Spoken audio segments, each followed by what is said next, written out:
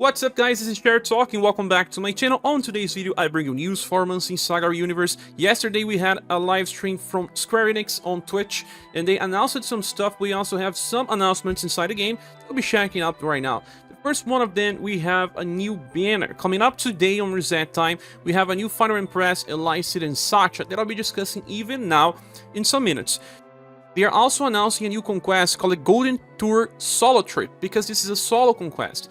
It's actually easier when it's solo because you don't need to rely on anyone, and you just need to clear 3 times, 5 times the stage in order to 100% it. And there are new equipments here, 3000 jewels by clearing the map, and accounting for the stages as well, you get 5000 jewels easily.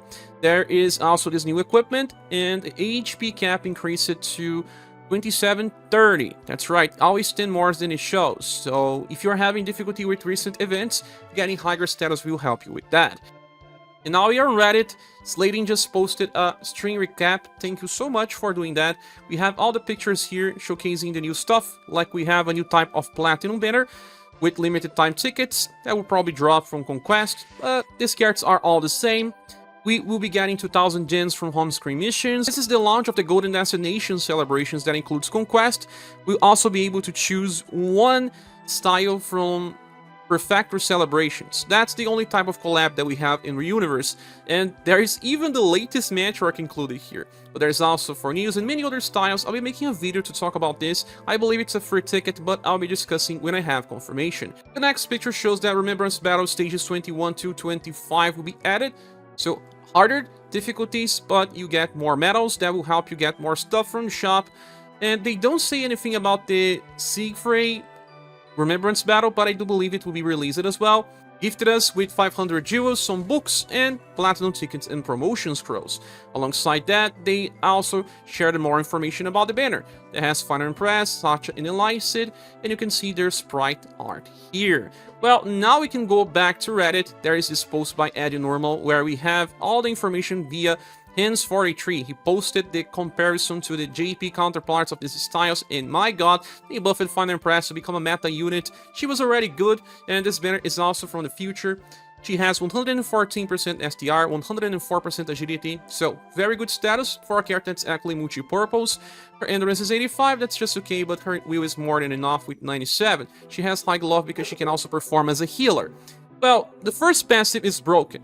She reduces damage taken for all allies by 25%. Remember Scrum Guard, when we needed to have everyone alive to decrease damage taken by 20? She does not need anyone to be alive. It will always work, and it's 25% instead of 20.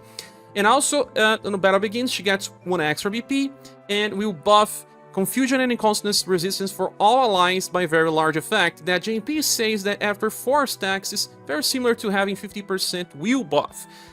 This cannot be removed. Enemies cannot remove this, so it's a very interesting way to resist, and she was made to fight stage 180 on Spiral Tower. You can just take this as an extra if you are not in need of this.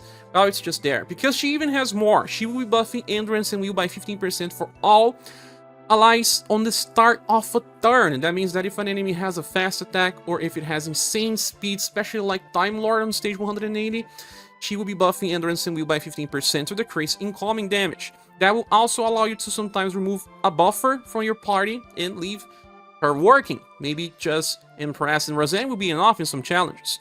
The second one on the turn begins as well. She gets herself a heat up that increases her damage potential by 20%, triggers 5 times in battle, for a total of 100% increase. There's also a 2 BP recover by the end of a turn. When all allies are alive, she gets 30% increase in her damage, reaching 130 on max, and if she resists damage, she will decrease it by 40%. That's pretty big as well, but you need to check her equipment.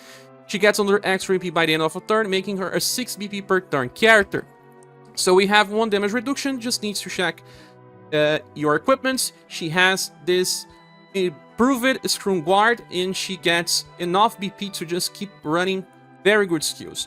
The first one is a 1 BP single target attack that has Slash and Sun and grants Guard Up Small for 1 turn only. Should have been 2, it would be much better, but it's just 1 BP, it's almost free. Guard Up Small gives you 12% damage reduction and does not stack with other sources of Guard Up.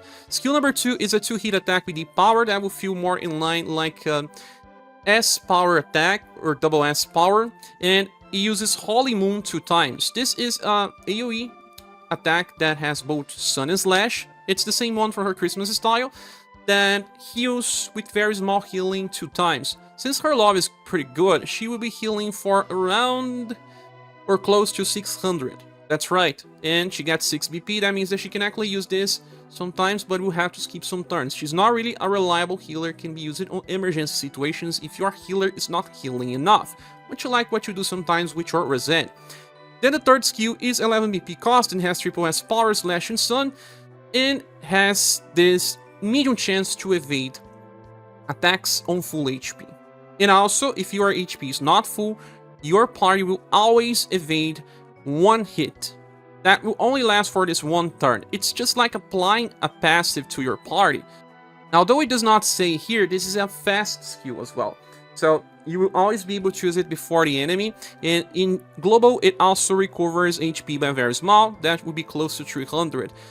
Especially if you are in need of extra defense. Sometimes now, the enemies are doing way too much damage.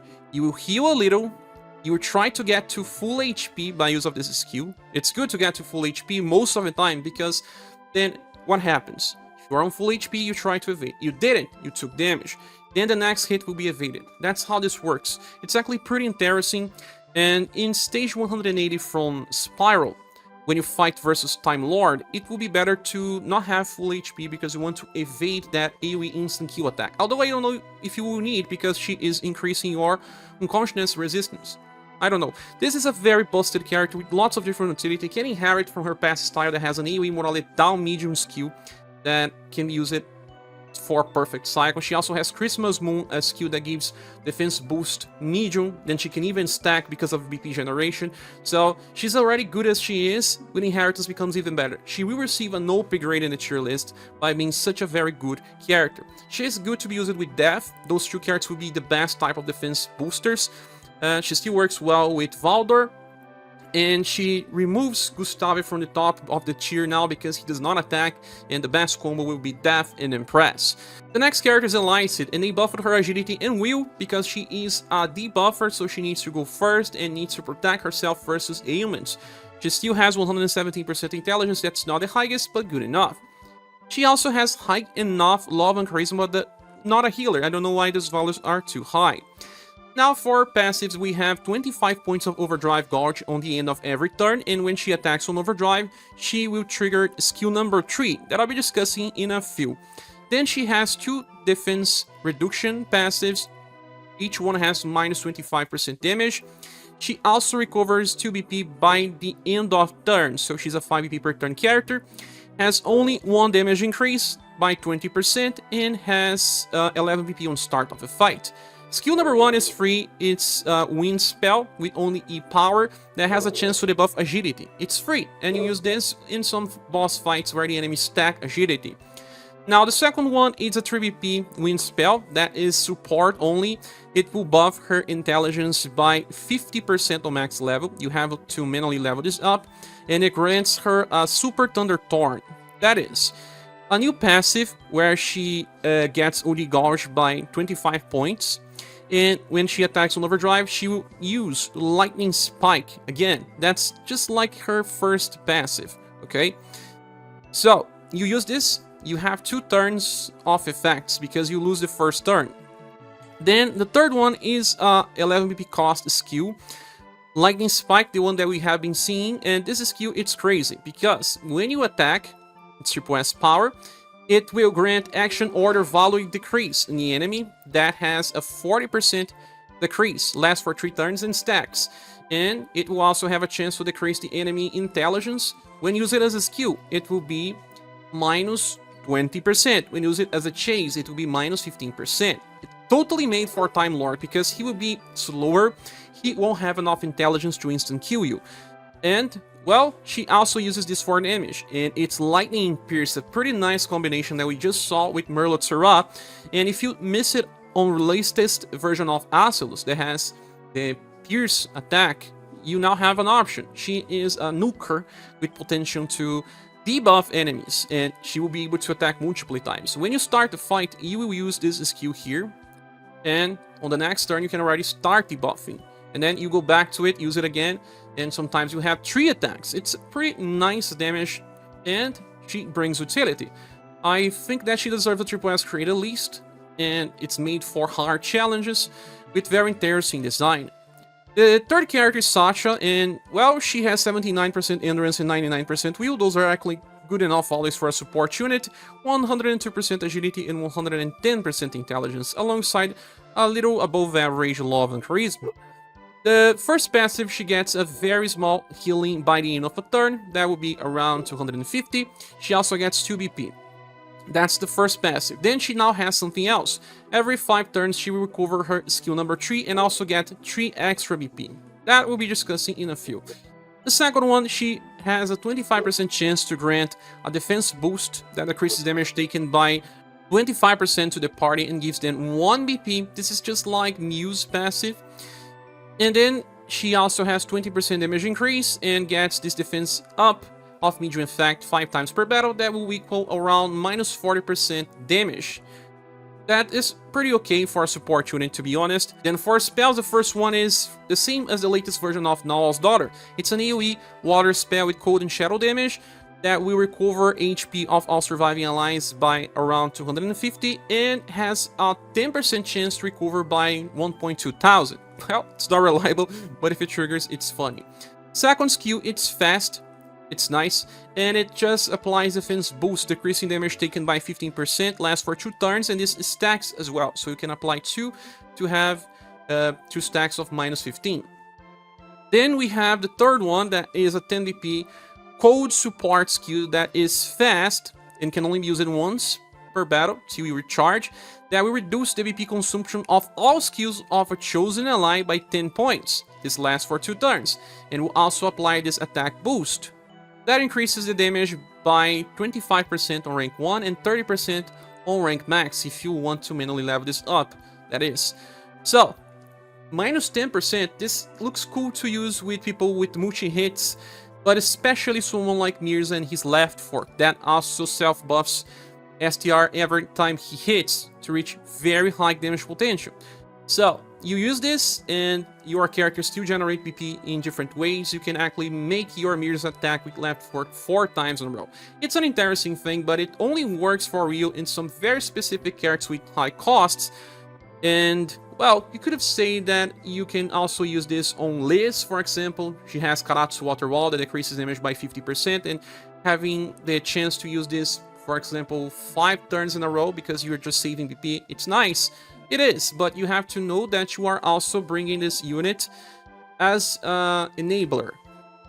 Well, she still has other stuff to do, like, for example, this skill number 2 that gives defense boost, but she's more of a character that will be useful in very specific situations. Not a must-have. We already have Socho that gives 10 BP to everyone in the party. That's usually better. Or even Valdor that increases the cost of everyone. But if you have one shining character in your party that deals insane damage like Mirza, well, you can actually enable him to be even stronger at the cost of using one slot of your party. I believe she's not as good as the others, and I'll give her an SS Plus grade because of that defense boost and this gimmick. We don't have many gimmick characters that gives BP or affect BP consumption. This banner is very good. Well, I'll be giving this banner a Gold Minus award. We have the next step in the evolution of defense and status passively. Very similar to what you get with Razan. And now we also have Ellip, that is a very strong piercing lightning damage dealer that is a very rare type to get, especially with mages. And even through SaGa may not be that interesting. She still has some utility with her skill number 3 that now can recharge in global, so she can make some very specific units better, similar to Valdor and Socho. Although I believe Valdor is usually better, hence why he's placed in OP now on the tier list as well, since he also has defense boost. But the banner is good. All the units are good in a way, so I really recommend pulling here for newcomers and also for veterans. I'll be pulling on reset time and I'll also be streaming the game, so stay tuned on the channel, and I hope to see you soon in the next video or the next live stream. Bye!